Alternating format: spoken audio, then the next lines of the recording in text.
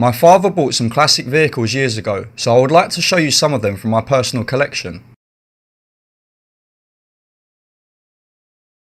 And also there will be a mystery car, so if you can guess what it is, please feel free to comment below and I'll reveal it to you at the end of the series.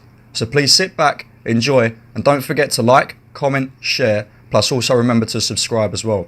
Thanks guys, hope you enjoy. Going to many classic car shows, you can certainly tell that a great deal of people have put a lot of hours into their project car, but there are many things to make a car stand out, such as paintworks and interiors. You can also talk to some enthusiasts to get some ideas on how much it might cost to finish off your project car.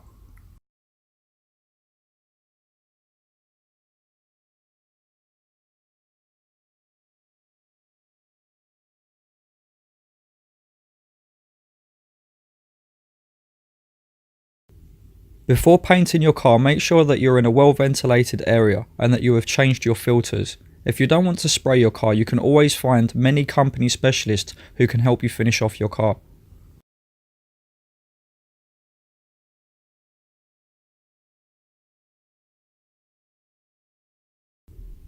When the painting process is finished, it needs to wait a while for the paint to harden before any fixtures or fittings are applied to avoid damage to the paintwork.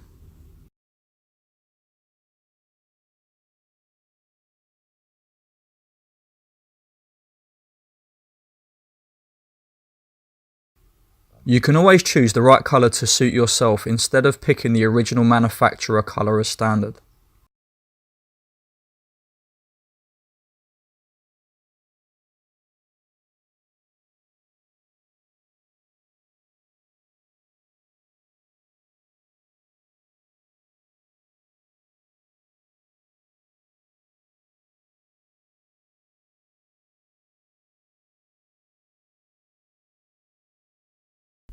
When replacing the car's interior, it depends on how you feel at the time, on whether you wanted a fabric or a leather interior.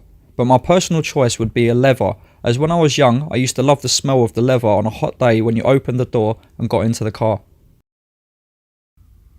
When installing the car seats, it might help if you have another person to sort out the fittings and fixtures underneath the car, as the spanners will not tighten any of the nuts and bolts.